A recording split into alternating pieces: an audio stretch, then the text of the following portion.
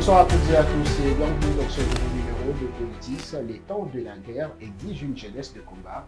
C'est les cris de ralliement de notre invité aujourd'hui, alors que la République démocratique du Congo a fait face à des défis sécuritaires majeurs. La jeunesse doit-elle prendre le pouvoir pour changer les destins de la nation? Présentation de l'invité.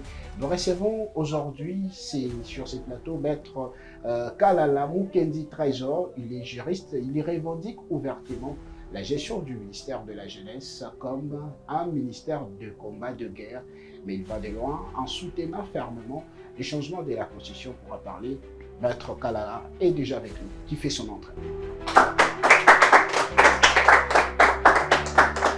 Maître Trésor Kalala, bonsoir. Bonsoir. Bienvenue dans Politis. Merci pour l'invitation et merci à toute votre équipe, l'équipe technique. Je crois que nous passerons des bons moments ici. J'espère que vous allez politiser ces plateaux.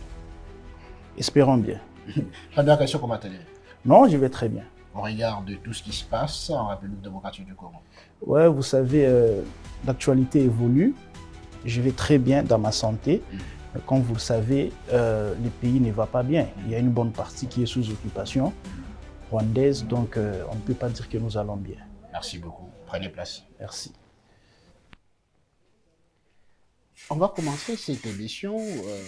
On va s'intéresser à un ministère, le ministère de la Jeunesse. On a vu, vous portez les candidats pour... je ne sais pas s'il faudrait parler des candidats, mais vous avez des initiatives, vous avez une vision pour la jeunesse congolaise. Dites-nous pourquoi vous voulez prendre le ministère de la Jeunesse. Merci beaucoup. Déjà, il faut me laisser le temps de saluer quand même les spectateurs. Allez-y. Et saluer les spectateurs et surtout toute la jeunesse congolaise qui est en train de nous suivre. Et tous ces jeunes que je vois derrière vous. Je sens que ce sont des jeunes conscients, pendant que les autres sont dans la distraction. Eux, ils sont dans ce qui est important. Et je les encourage et je les en félicite. Alors, vous me posez la question de savoir pourquoi je vais prendre la tête du ministère de la Jeunesse. En fait, j'ai eu à faire une rétrospective dans ces secteurs-là. Depuis l'indépendance à ces jours, ce ministère n'a rien produit de concret. Si ce n'est que il est considéré comme un mouvement des chanteurs, des danseurs, comme un escalier pour des personnalités politiques et certaines organisations.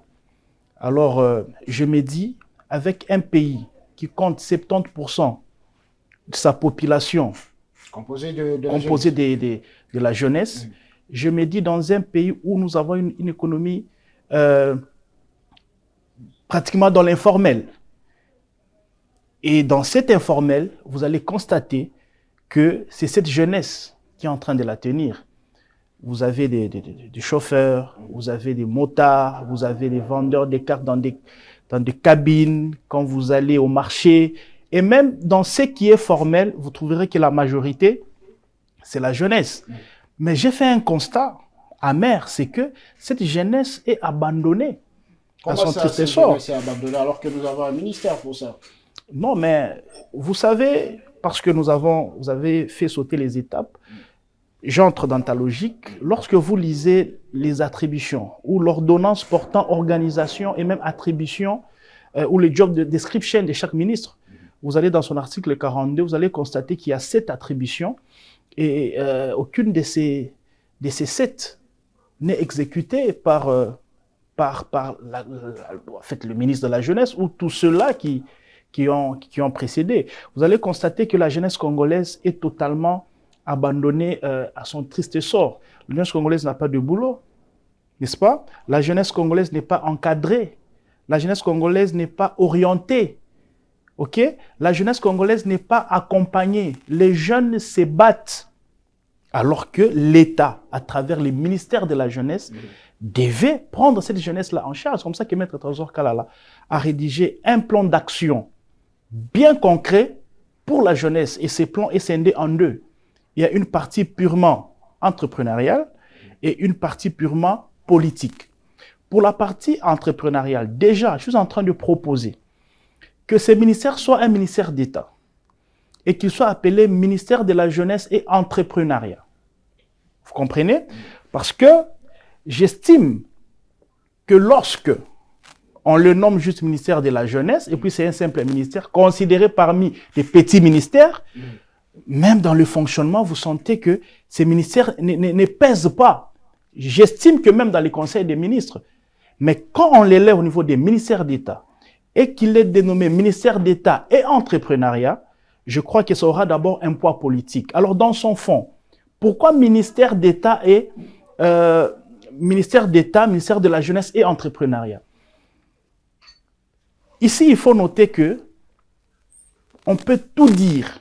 Aussi longtemps que le jeune Congolais ne sait pas entreprendre, il sera toujours clochardisé.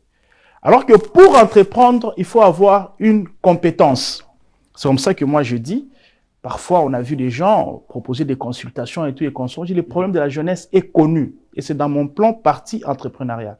Le problème de la jeunesse, c'est d'abord la formation. Vous n'allez pas faire des consultations? Non. Je connais le problème de la jeunesse. On peut vous dire la réalité de Mbuji-Mayi, ce n'est pas la réalité de Mbandaka, la réalité c'est pas du Congo central, n'est pas la réalité de Lomami, mais il y a un dénominateur commun. C'est que la jeunesse congolaise doit être dotée d'une compétence. Ok? Ceux-là qui n'ont pas cette compétence, il faut la leur donner. C'est que nous avons une jeunesse qui mérite d'être formée. Et dans tous les domaines possibles. Ici, lorsque je parle de la formation, je ne parle pas de l'université. Voilà, je sais qu'aujourd'hui, il y a des universitaires, il y a des diplômés, il y a des gradués. C'est bien beau, mais je parle de la formation du moment. Je vous donne un exemple. Nous sommes un pays avec 80 millions de terres arables. OK? En principe, devait être un pays tourné vers l'agriculture. Exactement. Je ne refuse pas que les jeunes fassent le droit, l'économie, la médecine, et j'en passe.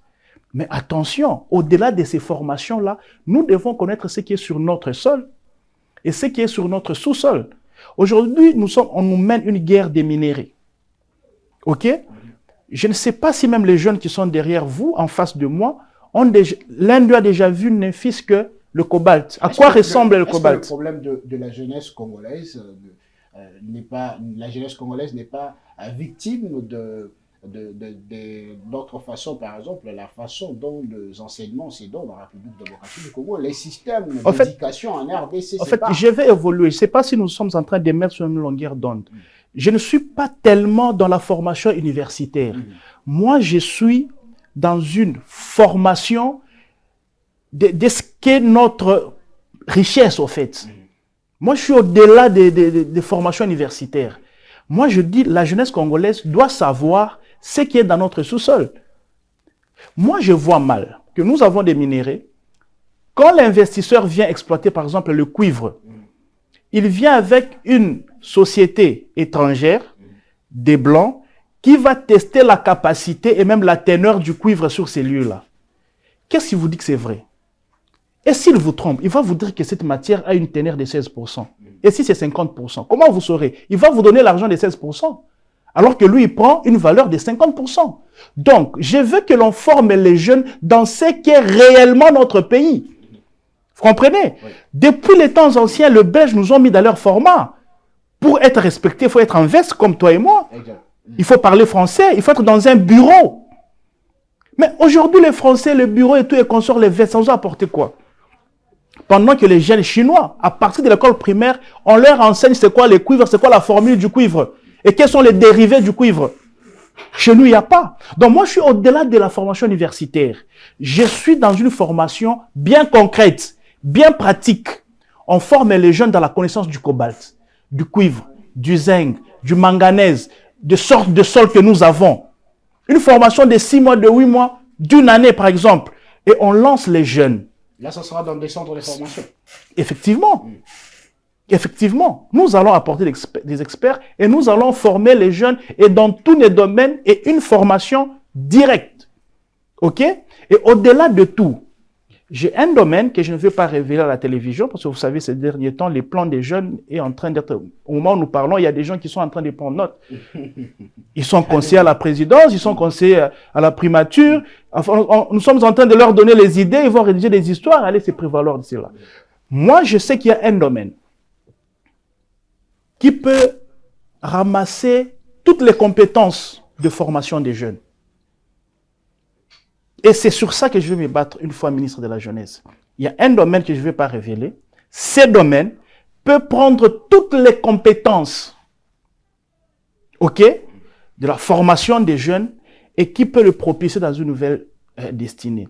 Et une fois que nous avons des bénéfices, ok, dans ce que nous allons faire, parce que nous allons produire, nous allons aider et les jeunes et l'État congolais. Le retombé, le bénéfice de ce que nous allons gagner, nous allons mettre en place une banque de crédit de la jeunesse. Aujourd'hui, pas seulement pour la jeunesse, pour tout Congolais. Quand tu vas à la banque prendre un crédit, je ne sais pas s'il y a un taux d'intérêt de moins de 10%. C'est soit 10%, 20%, 30%. Et tu payes le mois prochain. Vous allez constater que toutes ces banques sont étrangères et ça appauvrit le peuple congolais. Je crois que vous êtes dans la ville de Kinshasa. Les maisons que les banques sont en train d'arracher par-ci, par-là, parce que les gens ont hypothéqué. Moi, je veux mettre en place une banque de crédit de la jeunesse. Et il y aura un critère déjà défini dans mon plan d'action qui va permettre à ce que les jeunes qui seront formés, accompagnés, suivis, peuvent prendre du crédit avec une formule de remboursement qui ne va pas peser sur eux. Notamment, ici, les jeunes vont rembourser 1% après 1 mois. Et c'est après 6 mois de production que les jeunes commenceront à rembourser 1% du crédit et ainsi de suite, nous allons évoluer comme ça. C'est purement technique. Il y a déjà des fonds qui aident la jeunesse à se procurer. Ces fonds est où? Moi, je ne sais pas. Je sais qu'il y a un fonds. Je sais qu'il y a un fonds. Mais ces fonds, il est logé où? C'est quoi la procédure pour que la jeunesse aille s'en procurer? C'est pas le crédit. Une classe de la jeunesse.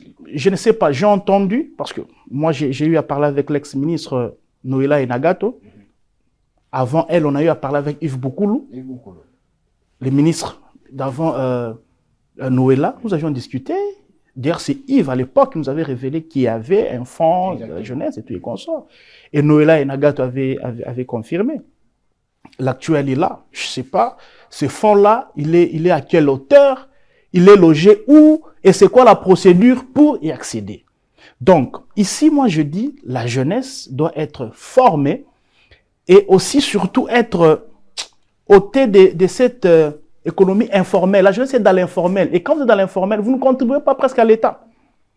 Vous comprenez? Ou vous contribuez avec des miettes. Mais si nous formalisons les activités de la jeunesse, accompagnées d'une banque de crédit de la jeunesse, avec une vision très claire, vous allez comprendre que nous allons peut-être pas terminer le chômage, mais nous allons suffisamment diminuer le taux de chômage et nous allons permettre même au chef de l'État d'avoir un bon bilan. Parce que le bilan du chef de l'État est reposé, je dirais, sur la jeunesse. Nous avons 70%. C'est la première ministre.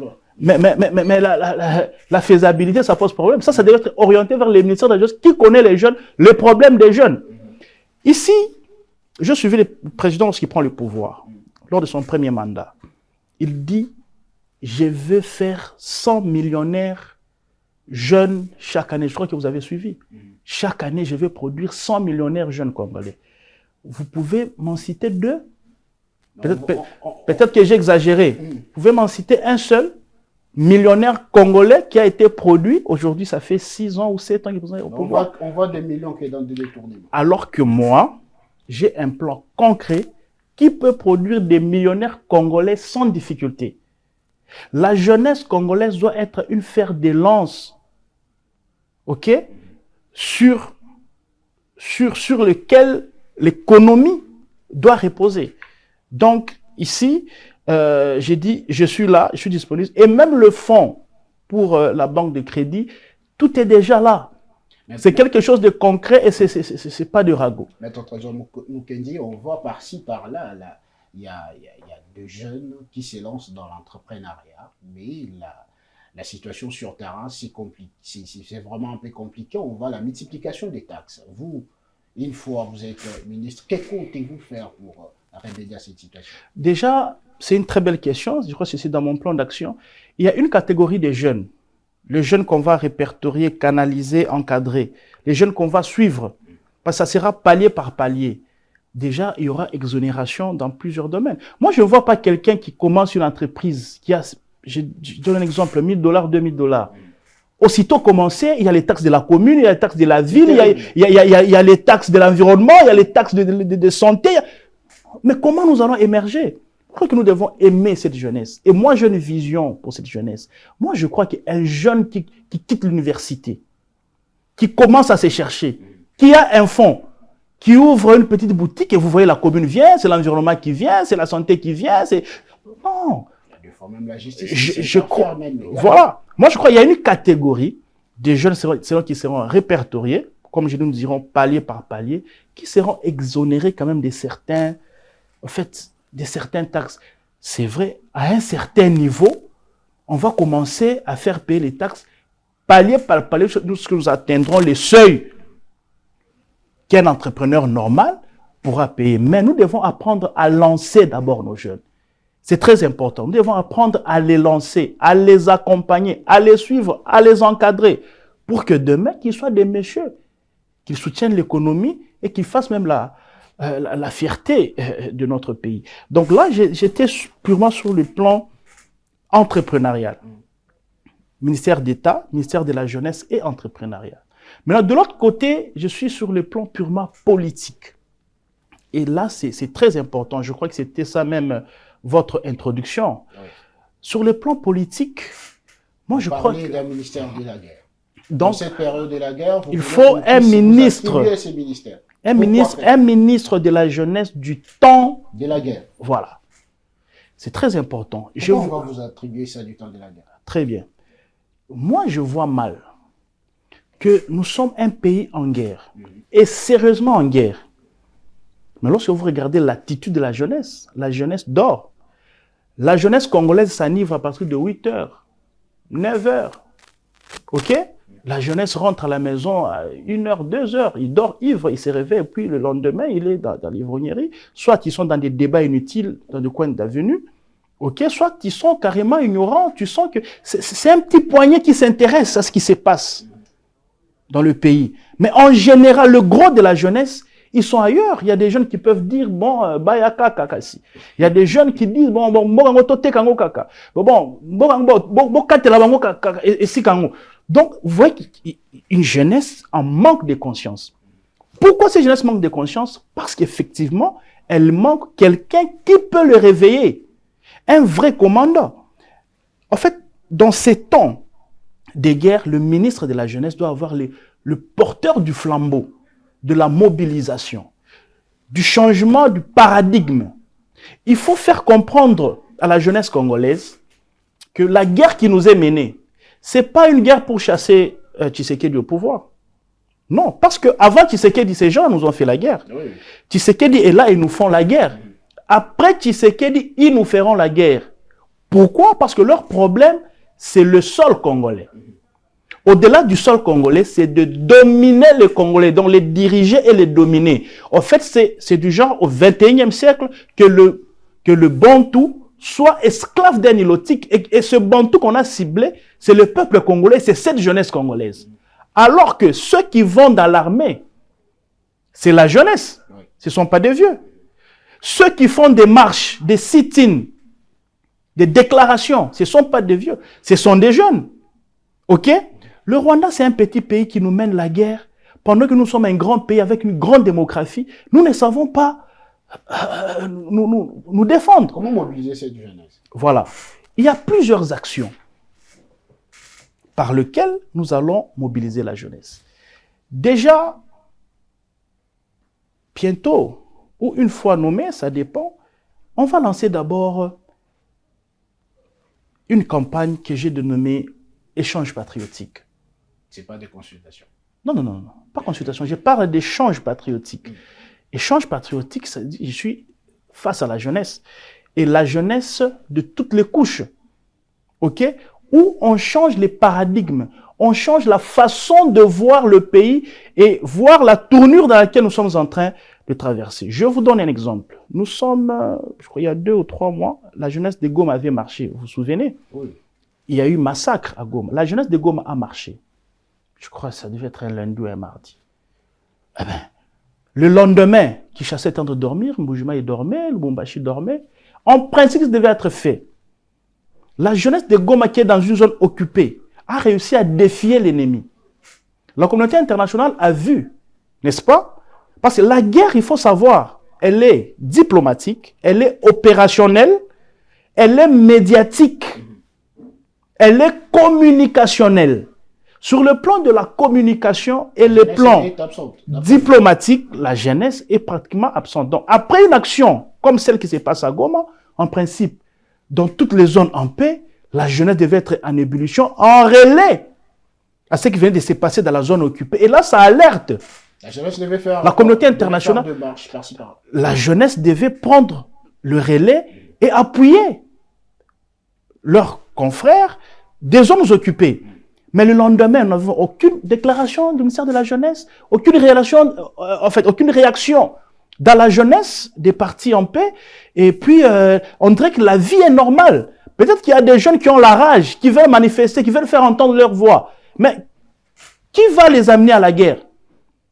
Ok? Qui va les amener à monter au créneau? On prie beaucoup. Ça n'existe pas.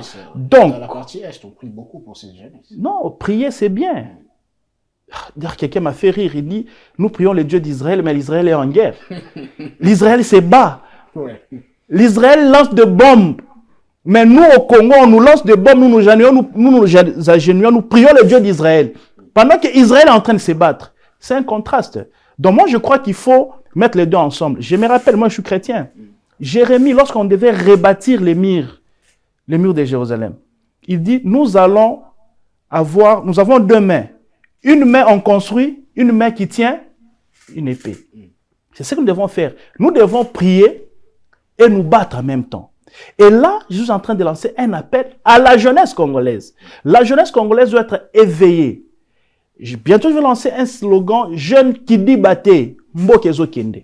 Mais attention, okay? on a vu des slogans ici en République démocratique du Congo. Le slogan, c'est pour accompagner l'action, mais il faut entrer dans le fond. Okay, dans la pratique, jeune qui dit Batembo Kezo Kende. Ça veut dire, je dois me réveiller, okay, et mener des actions à mon niveau. Vous savez, la guerre, c'est pas seulement les armes. Ta parole est une arme. Ok? La diplomatie qu'on est en train de mener aujourd'hui qui porte de fruits, ce sont des armes diplomatiques. Il y a des armes aussi communicationnelles. Ok? Les actions sur terrain, des sit-ins, des marches, des déclarations, vous comprenez? Ce sont des armes qu'on oppose à l'ennemi et qui peuvent produire des résultats. Pas plus tard qu'une semaine, après qu'il y ait de drones à Goma et tout, vous avez vu, ces Rwandais-là ont mobilisé la population de force. Il y a eu même des camions de Rwandais qui quittaient le Rwanda pour aller à... Question de dire non, nous ne voulons pas de FARDC, nous sommes bien avec l'M23. On a vu un autre reportage qu'on a même diffusé sur Bravo Télévision, la jeunesse de Goma consciente qui appelle à l'aide de l'armée de la République démocratique du Congo. Vous comprenez? Donc le Rwanda, en faisant ça, c'est un coup qu'il donne à la République démocratique du Congo. C'est un message qu'on passe à la communauté internationale pour dire ici nous sommes bien, la population est d'accord avec nous. Mais de l'autre côté, nous là, qu'est-ce qu'on a fait? On a encore croisé les bras, on a regardé, c'était normal. Et ça compte. Nous sommes en train d'être battus sur tous les champs. Ce n'est pas normal. Alors que nous avons une population majoritairement jeune. Quand il y a une action comme ça, de l'autre côté, il faut qu'il y ait une réaction farouche de la jeunesse congolaise qui monte au créneau, qui fait entendre sa voix que non, ces gens-là sont chez nous, ils doivent partir. Tout ça passe par nous ne voulons pas d'eux. Tout ça, ça passe par les leaderships. Et tout ça, ça passe par le leadership d'un bon ministre de la jeunesse, qui est devant la jeunesse, qui est comme un commandant, qui porte le flambeau de cette jeunesse. Moi, je me dis, un État en guerre comme celui-ci, le ministre de la jeunesse devait être la star du pays, la star de la communauté internationale. On ne devait pas laisser la charge au seul président de la République. Non, ce combat devait être porté d'abord par la jeunesse. Moi, je dis d'ailleurs, le président de la République devait venir en second plan. Au premier plan, au front, c'est lui qui devait montrer au créneau. Ça devait être d'abord la jeunesse. C'est la jeunesse qui dort. Parce qu'elle manque un lion qui peut les réveiller. Un vrai commandant. Et moi, je suis là. pourquoi tous ces ministres qui se sont succédés à la jeunesse n'ont pas réussi à transformer la mentalité de la jeunesse congolaise? Bon, je ne sais pas, peut-être par manque de vision, j'estime. Ils n'ont pas une vision sur cette jeunesse. Moi j'ai une vision claire. J'ai une vision claire sur le comportement que la jeunesse doit avoir en cette période, par le paradigme que la jeunesse doit avoir dans cette période. Vous comprenez? J'estime que même tout ce que le président de la République est en train de faire à l'international, ça devait avoir pour sous-bassement la jeunesse congolaise. Une fois, je suis à la cité de l'EIA, c'était l'année passée, si je ne m'abuse. Lorsque Goma tombe, le président avait réuni les députés, les mandataires, les sociétaires de l'Union sacrée. Il dit, mes amis de la région sont en train de m'interpeller. Ils me disent, mais Monsieur le Président, comment l'action que tu es en train de mener sur le plan international n'est pas soutenue par ta population, par les leaders d'opinion de ta population? Le président de la République dit, quand il me dit ça, moi j'avais honte. Et comme échappatoire, j'ai dit non, mais regardez Jean-Pierre Bemba. Vous vous souvenez quand Jean-Pierre Bemba mobilisait à l'Équateur, voilà, la jeunesse a adhéré à l'armée. Voilà, regardez Jean-Pierre Bemba, regardez Mbosso, regardez Guy Lando. Il a eu à citer quelques personnes. Mais le président dit, mais et vous autres, pourquoi vous n'avez pas parlé? Pourquoi vous n'avez pas agi? Parce que la réaction d'un peuple, c'est une arme lorsqu'on est en guerre. Vous comprenez? Alors moi, je me dis, au lieu que le président se plaigne de ces vieux-là, qu'il cite certains vieux aussi et tout et consorts, mais ça devait être la charge de la jeunesse. Ça devait être la charge de la jeunesse. Moi, je dis, le président devait venir en second plan. Quand la communauté internationale voit, les officines voient, ils disent non, ces peuples-là en ont marre.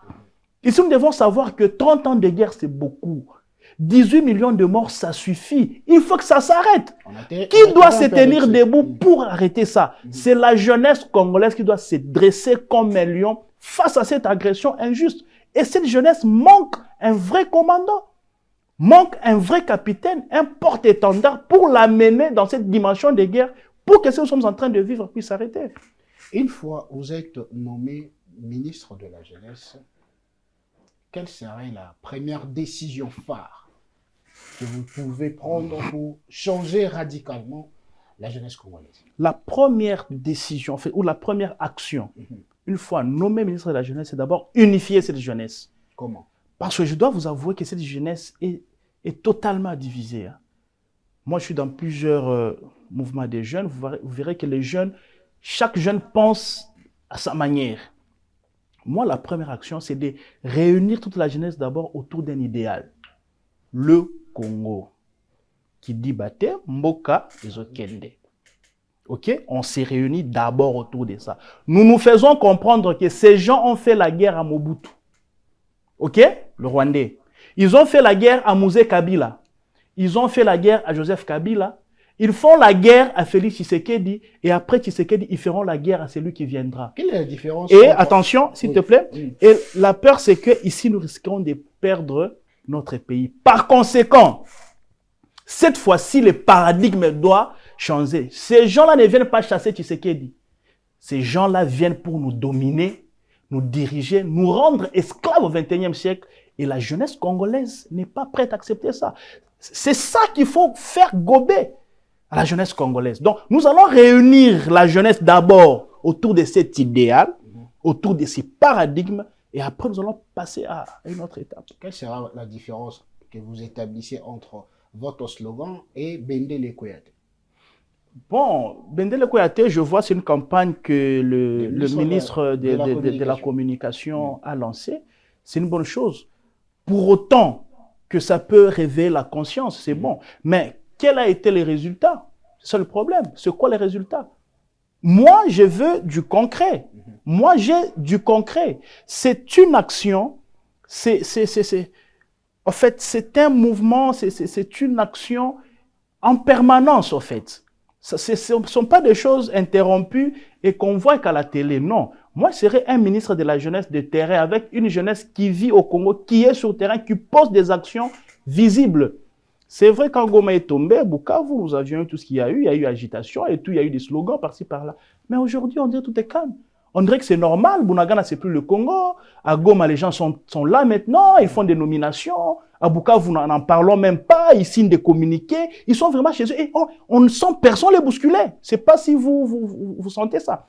Personne les bouscule. La population congolaise est normale. La jeunesse s'enivre, comme je dis. On danse, on mange. Et puis, bon, ça va. Le Congo, on dirait que le Congo, c'est Kinshasa, c'est Lubumbashi, c'est Mbujimayi. Non.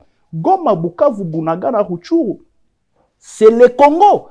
C'est chez nous. Nous ne pouvons pas être à l'aise comme ça, non. La jeunesse ne peut pas être une jeunesse qui rêve, qui dort, qui pense. Il faut laisser la jeunesse dans un état d'éveil. Comprenez? Nous devons garder notre jeunesse dans un état d'éveil. Et pour y arriver, il faut quelqu'un qui voit et qui sait que cette jeunesse doit rester en un état d'éveil. Ces territoires-là doivent être récupérés. Et cette personne-là, c'est Trésor Kalala. Effectivement. On va prendre une dernière question avant de changer complètement de chapitre. Vous, en tant que ministre de la Jeunesse, il faut nommer, comment vous entrevoyez l'avenir de cette jeunesse de la République démocratique du Congo? En fait, moi, je vois une jeunesse florissante. Une jeunesse qui réussit. C'est vrai que je ne vais peut-être pas résoudre tout le problème de la jeunesse, mais je crois que j'aurais franchi un très grand pas. Déjà, le fait de donner de l'emploi à une grande partie de la jeunesse, à former une grande partie de la jeunesse et à réussir à mettre le nouveau paradigme dans la tête, dans le comportement de l'attitude de la jeunesse, je crois que j'aurais réussi. Merci beaucoup, mesdames et messieurs. Vous êtes en train de regarder Politis. Je rappelle que nous avons le plaisir de recevoir Maître Trésor Kalala. Il est notre invité. On est en train de parler de la jeunesse de la République démocratique du Congo. On va changer de chapitre cette fois-ci. Maître Trésor Kalala, on va parler de la Constitution. Constitution de 2006, aujourd'hui, ça fait débat. Certains estiment qu'il faudrait tout simplement balayer cette Constitution. D'autres ne touchent pas à ma Constitution. Certains sont même favorables à la modification. Votre point de vue par rapport à ça?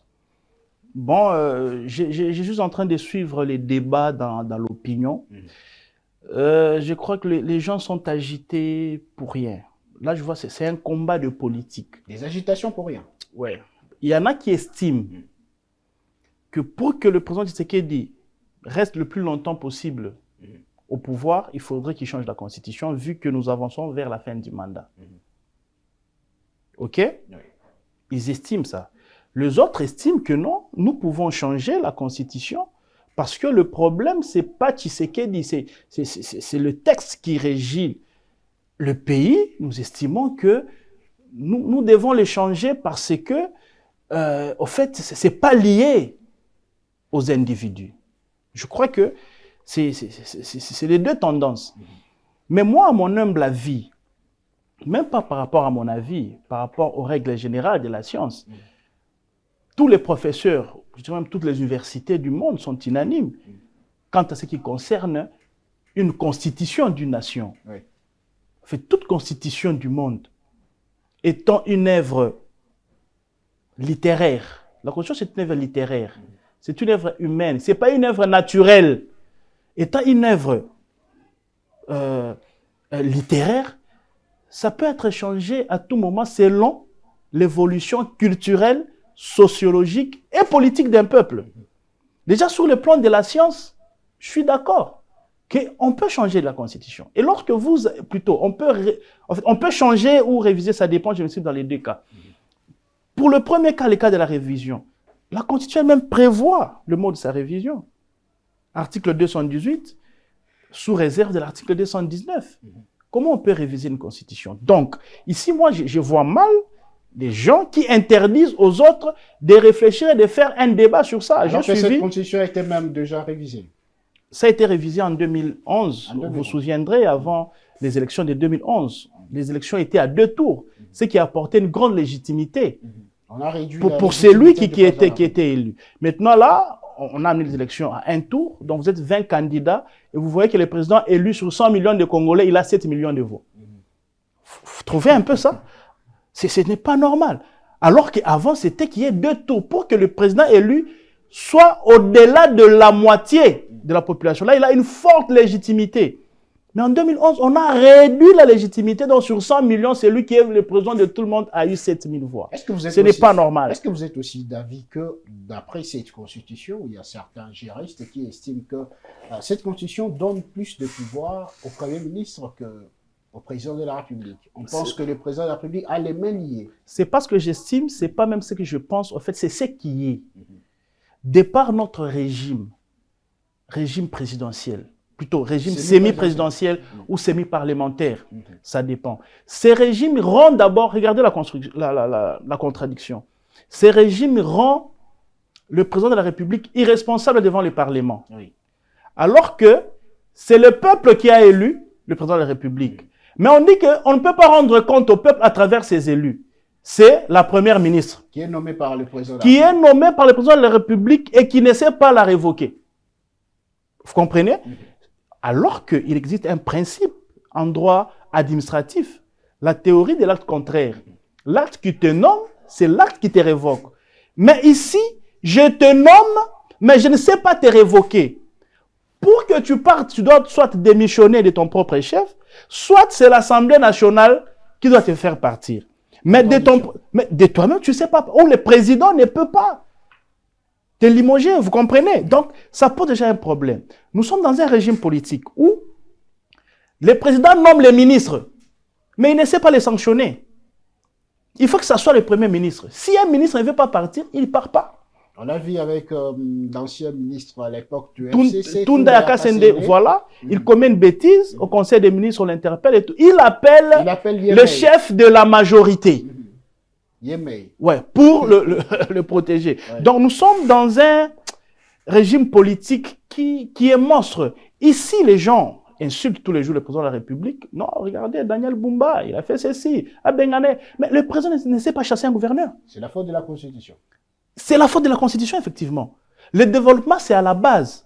Si le président nomme le gouverneur, il les révoque directement. Je crois que les choses seront différentes. Mais ici, il est soumis à l'autorité de l'Assemblée provinciale. Le président ne sait même pas nommer un bourgmestre.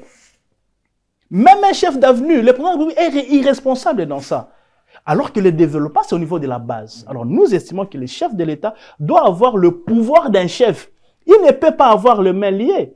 Vous vous souvenez, en 2019 ou 2020, le président de la République signe des ordonnances et les ministres du portefeuille refusent de notifier le nominé. Pourquoi il estime que le président aurait violé la Constitution? Un ministre qui bloque le président de la République. Et dans notre Constitution, ça a pris toute une année pour qu'il soit notifié. Tu as une bonne mémoire. Tu vois un peu de choses comme ça. Donc, voilà. Donc, notre Constitution a beaucoup d'ambiguïté. Il y a des choses qui doivent être revues. Vous avez le problème de la nationalité, par exemple. On ne dit pas clairement qui est Congolais. On parle de Congolais d'origine. Congolais d'origine, c'est celui qui est né au Congo, d'un père ou d'une mère congolaise. C'est lui qui a été adopté. Vous comprenez? C'est lui qui a été retrouvé dans la République du Congo. Favorable aussi à la double nationalité. Tout c'est lui qui a habité le Congo avant 1960. Donc, il y a une ambiguïté. On doit nous dire clairement qui est Congolais, qui ne l'est pas. Par rapport à la double nationalité, c'est une question qui doit être évoquée. C'est une vraie question de débat. Moi, par exemple, je suis pour la double nationalité. Parce que j'estime qu'il y a des gens qui ont changé de nationalité par contrainte, pas par leur volonté. La souffrance, la fuite de la traque politique, il va échanger de nationalité. Mais il est congolais. Donc, il y a beaucoup de choses comme ça que on doit changer dans notre constitution. Donc, moi, je suis d'avis que l'on change ça. Est-ce qu'on doit passer du régime semi-présidentiel à un régime présidentiel pour donner tout le pouvoir au chef de l'État? Mais attention, on a vu avec ce qu'a fait Mobutu, il avait tous les pouvoirs, il est devenu un dictateur. Non, mais c'est différent. Non, c'est différent. Vous savez, Mobutu était déjà dictateur et on a toujours dit autre temps, autre mœurs. À l'époque, il n'y avait pas de démocratie.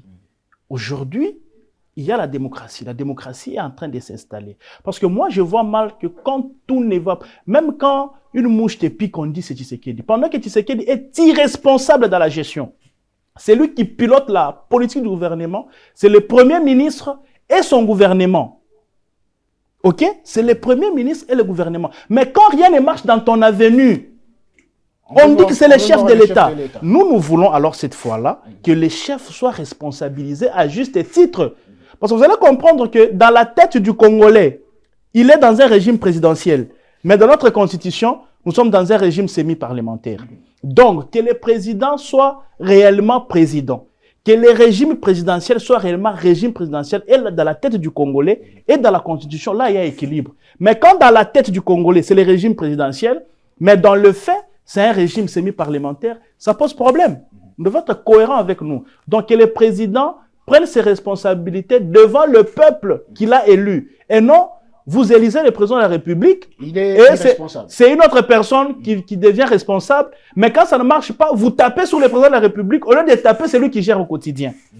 Quelque part, ça n'a pas de sens. On voit aussi, même dans cette constitution, il y a trop de protocoles. Même lorsque le président, une fois élu, il doit attendre que la majorité puisse s'installer au niveau de l'Assemblée nationale et du Sénat. Il faut nommer l'informateur, les formateurs, il faut consulter les forces politiques. Ça vous prend 8 mois, 9 mois.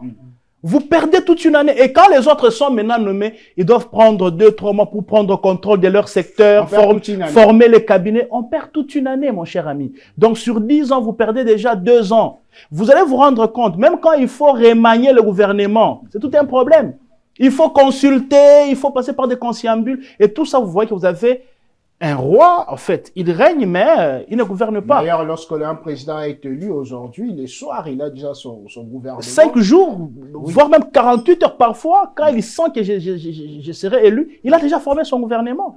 48 heures, tout au plus tard une semaine, le gouvernement commence à travailler, mais ce n'est pas le cas chez lui. Il faut consulter la majorité.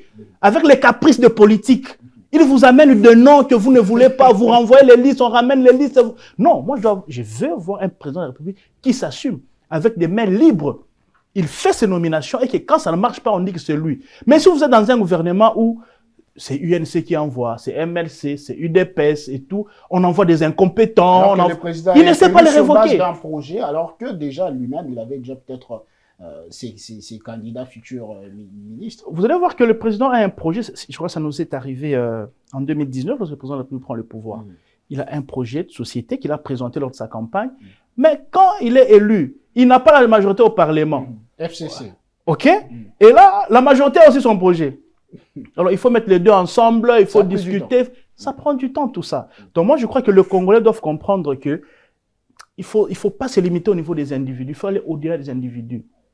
Il faut avoir de bons textes pour que celui qui vient après ne puisse pas souffrir. Vous allez vous rendre compte qu'aujourd'hui, ceux qui chantent contre la Constitution, mais eux tous ont voulu ces changements. Il y a des émissions, vous suivez par exemple Delis et Sanga. Moi, j'ai le nom. Lorsque vous suivez Moïse Katumbi. J'ai son nom ici, j'allais vous donner. Voilà. Donc, tous ces gens-là, aujourd'hui, ils se font amoureux du Congo. Comme si le Congo était leur bébé préféré. Non, la Constitution, aujourd'hui, est devenue l'enfant chouchouté. Mais avant Tshisekedi au pouvoir, c'est eux qui sont montés au créneau pour le changement de cette Constitution. Mais parce que c'est l'autre, on dit non, toi quitte d'abord, que nous serons d'abord là-bas. Qui vous dit que quand vous serez là, les autres vous laisseront aussi tranquille. Alors je crois que nous devons quitter cette sphère-là de pensée sur les individus. Pensons nation, pensons avenir. Je crois que c'est ça qui est le plus important. Est-ce que la démarche de ceux-là qui veulent le changement de cette constitution n'est pas renforcée par les résultats issus du référendum? Vous vous souviendrez que cette constitution a été votée à 51%. Et il y a le CORANEF qui était contre. Et ça ne renforce pas la position de tous ceux-là qui veulent le changement de la Constitution aujourd'hui? Déjà, lorsque, moi je me rappelle à l'époque que j'étais encore étudiant, déjà c'était des résultats qui étaient biaisés parce que à tout prix, Kabila voulait à tout prix que cette Constitution passe. À l'époque, UDPS et le peuple congolais ne voulaient pas, à cause de toutes ces incohérences que nous sommes en train de soulever aujourd'hui. Bon, voilà, cette Constitution a été mise en place, on vous dit 51%, 49%, mais regardez quand même 49%, c'est considérable. Donc, ils ont tellement triché, mais n'ont pas réussi à tricher à une longue échelle. Vous comprenez?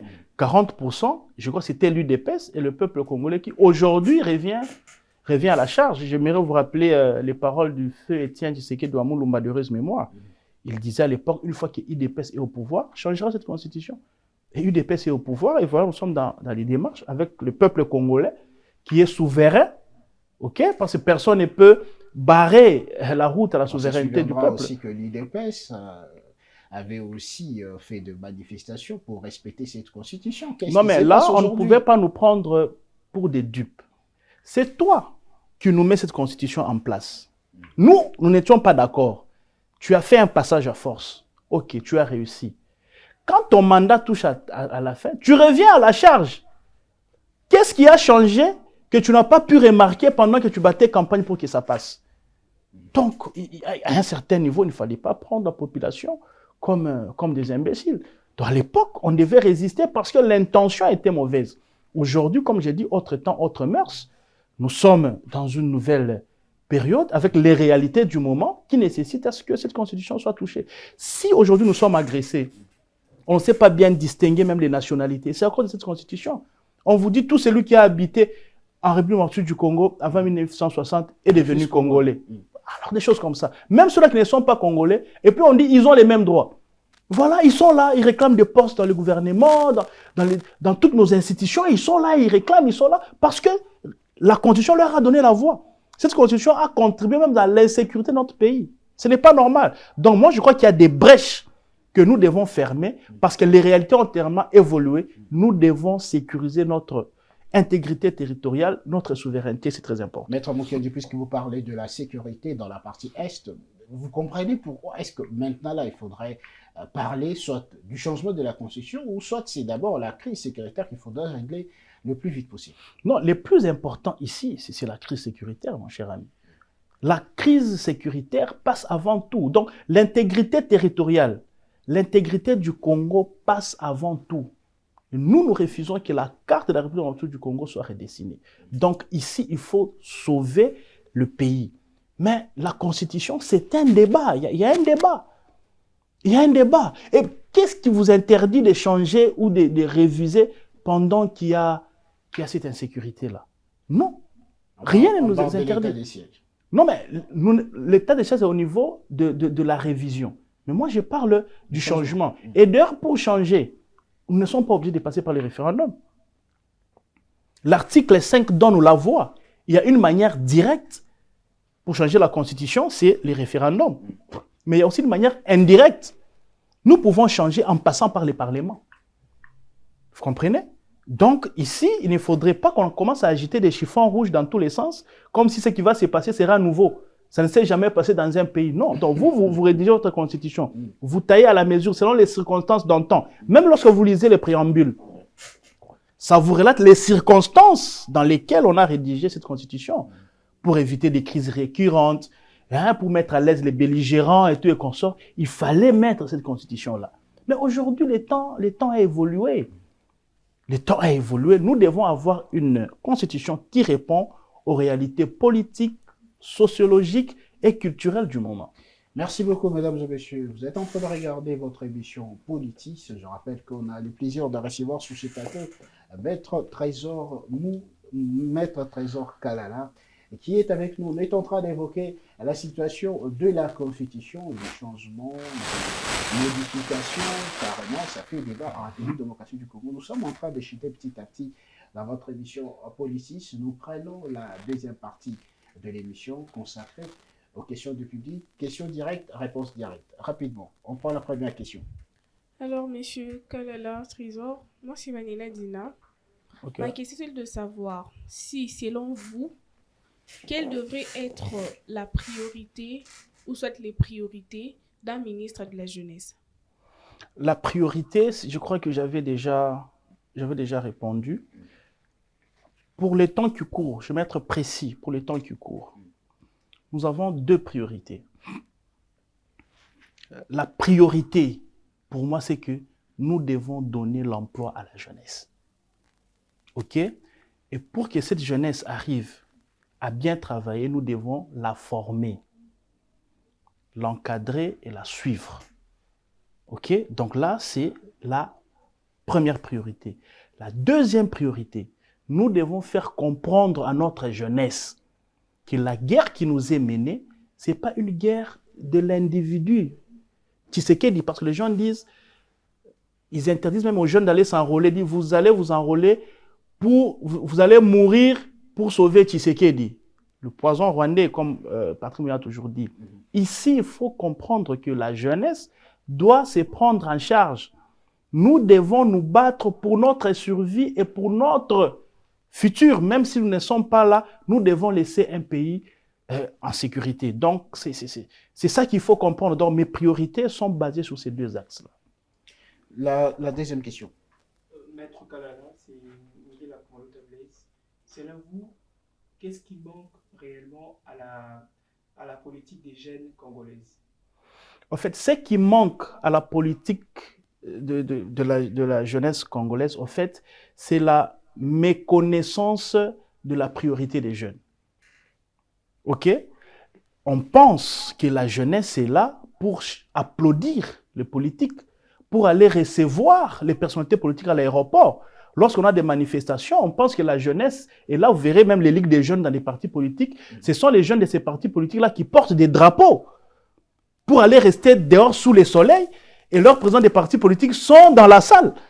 On pense que la jeunesse se résume à ça. Et moi, j'ai dit non, nous devons mettre la rupture à ça. En fait, ce qui manque dans la politique de la jeunesse, en fait, c'est la connaissance des vraies priorités, de la valeur, même de l'importance de la jeunesse dans notre société.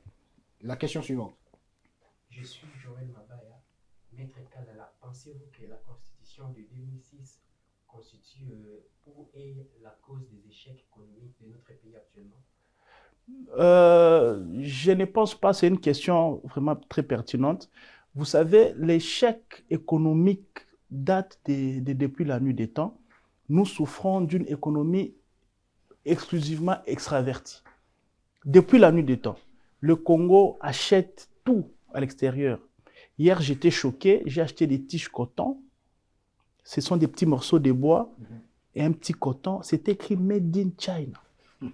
Je dis, comment expliquer avec toutes les forêts qu'on a, avec toutes les plantations qu'on a, on importe les tiges coton de la Chine. Mais c'est une honte. Vous comprenez? Et tout ça, c'est basé sur quoi? Parce que nous manquons une production à l'interne. Pour que ces pays se développent, nous devons apprendre à produire à l'interne pour supporter notre économie. Aussi longtemps que nous continuerons à importer, nous n'exportons pas ou nous ne produisons pas ce que nous consommons, nous serons dans un problème. Donc, d'une part, on ne peut pas dire que c'est la Constitution. Mais la Constitution peut intervenir au niveau de la gouvernance. Parce que c'est le Premier ministre qui pilote la politique du gouvernement. Et quand il ne fait pas bien, pour les remplacer, il y a tout ce qu'on vient de dire là, des conciliabules et tout est consommé. Mais quand le président a des mains libres, il peut taper du pain sur la table, il peut nommer, il peut révoquer, il peut s'impliquer pour que l'économie puisse fleurir. Mais dire que le problème économique, c'est lié à la Constitution, moi je pense que c'est un verre à moitié plein, à moitié vide. Autre question. Je suis Mathieu Béa. Puisqu'on est au mois de la femme, Maître Trésor Kalala, vous en tant que ministre d'État, ministre de la Jeunesse et Entrepreneuriat, quelle sera votre mesure phare pour les jeunes filles mères et femmes entrepreneurs? Les jeunes filles mères. Il a pensé, il a pensé aux femmes. En fait, tout ça là est dedans. Je crois que dans le ministère, je crois qu'on a eu à parler, en fait, c'est dans mon plan d'action. Dans mon plan, j'ai prévu une section genre. Vous comprenez? Donc, il y aura une conseillère au cabinet qui sera chargée des questions genre. Et je crois que ça sera ça dans le lot qu'on trouvera des filles mères, des filles abandonnées et même les enfants, tu vois. Donc, ça sera dans ces départements-là, genre, mais attaché dans ces ministères de la jeunesse et entrepreneuriat. La dernière question, rapidement. Je suis Zachary Zako Bilechi. Maître, premièrement, je salue la vision que vous portez pour la jeunesse congolaise, car, dit-on, la jeunesse est le grand pilier d'une nation. Deuxièmement, je vais savoir ceci. Soutenez-vous le changement de la Constitution pour le pays, ou bien c'est pour offrir un troisième mandat au président de la République? On devrait applaudir, vous, cette question. Non, Ça me fait rire. En fait, déjà, le troisième mandat n'existe pas. Sur le plan légal, nous avons un mandat renouvelable une seule fois. D'où un président ne peut faire que 2 mandats. Alors, quand vous dites « je soutiens les changements pour le pays » ou pour que le président fasse un 3e mandat, déjà, je réponds, moi, je soutiens la Constitution pour le pays, pour l'évolution du pays. Et le 3e mandat, il n'existe pas. Il ne peut pas exister. C'est impossible qu'on ait un 3e mandat. Mais seulement, je comprends votre peur. Et c'est aussi la peur de beaucoup, ou l'inquiétude de beaucoup d'opposants. Ils vous disent, quand on change la Constitution, c'est qu'on reprend tout. Dans les mandats de président de la République aussi, on commence à 0 et tout le monde peut venir participer. Moi, je suis allé plus loin. J'ai interdit 2 débats. Merci pour la question parce que j'aimerais soulever, c'est très important. Allez-y. En un temps de guerre, la période que nous sommes en train de traverser, il y a 2 débats qui ne doivent pas passer. Un, c'est le débat de la Constitution. J'estime que c'est un débat inutile pendant que nous sommes dans une période de guerre. Ça nous désoriente. Ça nous désoriente. Le 2e débat, c'est le débat des élections. On ne peut pas être dans un pays en guerre. Vous pensez dépenser 2 milliards de dollars juste pour remplacer quelqu'un et que celui qui va les remplacer trouve encore des problèmes. Non. En Ukraine, le président a été fait mandat depuis mai 2024. Mais parce qu'ils sont en guerre, ok, ils continuent. On finit d'abord la guerre, on va réfléchir des élections après. Donc moi je crois que c'est ça qui doit être fait.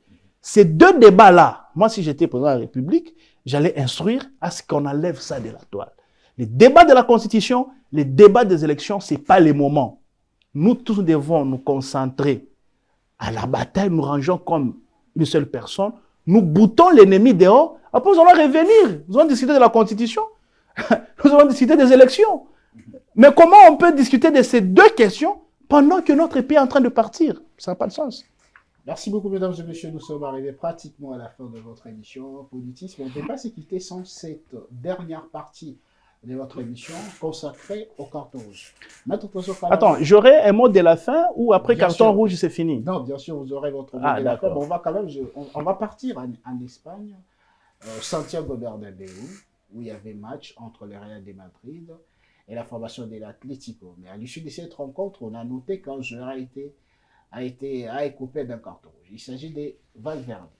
Maintenant, vous allez vous comporter en arbitre, comme l'arbitre qui a sifflé la rencontre au Real face à Atlético. Regardez la classe politique, que ce soit dans l'opposition ou dans la majorité, même dans la société civile. Cherchez, trouvez-nous 3 Valverde que vous pouvez donner des cartons rouges. Moi, je suis fan du Real. Comment Bon, je suis dans l'esprit de votre question. Allez-y. 3 personnes, en fait, c'est fini, 3 personnes seulement. 3 cartons rouges, allez-y. Les premiers cartons rouges à qui? Ministre de la Jeunesse. Ministre de la Jeunesse. Ouais. Ministre de la Jeunesse, carton rouge. Carton rouge. Ouais, il y a 7 attributions pour les ministres de la Jeunesse. Et dans ces 7 attributions, il y a l'éveil patriotique, il y a l'encadrement de mouvements des jeunes, des initiatives des jeunes, des écoles d'éveil patriotique et tout, la conscientisation, comme ce que je suis en train de dire, le nouveau paradigme. Rien de tout ça. La ministre de la Jeunesse, elle est pratiquement inexistante. Elle est ailleurs, on ne la voit même pas. Donc, il n'y a pas suffisamment de moyens. Ah bon, non, pas de moyens. La volonté d'abord. Vous savez, les moyens viennent après. Il y a des choses qu'elle peut faire qui ne nécessitent pas le moyen. Juste avec sa personne et sa position, elle peut les faire. Donc, carton rouge, ministre de la Jeunesse. 2e carton rouge. Joseph Kabila. Joseph Kabila. Ouais. 3e carton rouge. Comment? Là, je ne m'explique pas. Allez-y, je savais, allez-y. Joseph Kabila. Comment expliquer un président qui a géré ce pays durant 18 ans? Tu es venu, on t'a vu comment tu es venu. Tu n'avais rien. Ce pays t'a donné la gloire, la renommée, la réputation, des milliards. Ce pays t'a donné la tribu, la nationalité, la femme, les enfants, les parents, les cheveux, la barbe. Non, ce pays t'a tout donné. Ça, c'est trop fort. Et après 18 ans, tu vas prendre les armes contre ces mêmes pays. Même les cheveux, c'est quand même. Mais nous l'avons vu venir chauve, mon frère ami. Pas de barbe. C'est le Congo qui lui a donné les barbes, les cheveux et la santé qu'il a. la belle femme, les beaux enfants. Les parents l'attribuent la nationalité. Et après, on prend les armes, on commence à tirer sur ces pays qui t'ont donné tout ça. Même les diables n'est pas content de cette sorcellerie-là. Carton rouge. Carton rouge. Les derniers cartons rouges. Ah. Dans le gouvernement, dans l'opposition. Sentez-vous à l'aise. Troisième carton rouge. Je sais pas. Je dirais, voilà. Ministre de l'Intérieur. Jacquemain Chabani. Effectivement. Carton rouge. Insécurité. Désordre. Regardez comment la police se comporte. Police de roulage, pas police de protection et tout comme ça. Aujourd'hui, la police insécurise la population. Quand je suis en face d'un policier, je panique. Je me sens en insécurité. Alors que ça devait être le contraire. En présence d'un policier, je dois être apaisé, je dois me sentir apaisé. Mais quand tu roules la nuit ou que tu marches, tu vois un véhicule de la police venir derrière toi, tu trembles. Donc, troisième carton rouge, je crois que Jacquemain Chabani, le secteur de sécurité. Non. Comment un policier peut chanter Zoé Chombo Tikayake? Ça c'est quelle façon de voir les choses. Regardez les roulages qu'ils font avec les chauffeurs. Regardez comment la ville. Vous voyez comment la police est. Ça ne va pas. Donc, carton rouge, Jacquemain Chabani. Merci beaucoup, Maître Trésor Kalala, d'avoir répondu à notre invitation. Un dernier. Voilà, un dernier mot. Je crois que je dois revenir sur ce que je disais sur le ministère de la Jeunesse. Donc, je me propose un ministre de la Jeunesse, un ministre de la Jeunesse du temps des guerres. J'estime que ce pays mérite un ministre de la Jeunesse qui a une vision claire, qui comprend les circonstances du moment, qui comprend la tournure du moment. Nous sommes en guerre, nous devons avoir une jeunesse qui se comporte comme des jeunes en guerre. De la même manière que les jeunes qui prennent les armes et qui se battent là-bas, nous qui n'avons pas pris les armes, nous les autres jeunes, nous devons avoir une attitude aussi des guerriers, être éveillés, penser autrement pour dire que ces pays ne doivent pas partir. J'aimerais finir par là. J'aimerais dire aux jeunes que le Rwanda nous agresse, il veut nous prendre notre pays et il se cache derrière les alibis. En 97 ou en 96, ils sont venus sous format de AFDEL, sous prétexte qu'ils viennent chasser Mobutu. Mais l'idée derrière ça, c'était nous prendre le pays et ils étaient venus ici. Comme Mouzé Kabila se réveille, il les chasse. Ils partent et ils sont revenus encore. Vous vous souviendrez, en 98, sous forme de RCD. OK? Toujours pour nous prendre le pays. C'était des Rwandais là. On évolue. Il y a eu dialogue de Sun City. OK? Mais en 2009, ces mêmes Rwandais sont revenus encore sous format de CNDP. Toujours eux, pour nous prendre les pays. Il y a eu des accords bidons avec Kabila et consorts. Ils sont revenus encore en 2013 sous format de M23. OK? Il y a eu des accords. Nous avons évolué. Aujourd'hui, Tshisekedi prend le pouvoir. Ils sont revenus encore en 2023 sous format de AFC. Vouloir toujours nous prendre le pouvoir. Alors, si on n'ouvre pas les yeux, cette fois-ci, apparemment, nous sommes dans ces derniers virages pour nous prendre les pays et nous risquerons de perdre. Vous allez vous rendre compte qu'à chaque cycle, le Rwanda renouvelle son personnel dans les institutions, dans toutes les institutions congolaises et même sécuritaires. D'où la jeunesse doit ouvrir les yeux. Cette guerre, ce n'est pas la guerre de Tshisekedi. C'est la guerre du Congo. On veut nous dominer, nous rendre esclaves du Rwandais. Nous devons tous nous lever pour dire 30 ans de guerre, c'est beaucoup. 18 millions de morts, ça suffit. Et la jeunesse congolaise doit se tenir debout pour dire que ça suffit, que ça doit s'arrêter. Merci beaucoup. Une première participation d'un politicien. Effectivement, ma première participation, non, je suis honoré par ces cadres. C'est une belle émission, très belle émission. Et, mes impressions sont positives.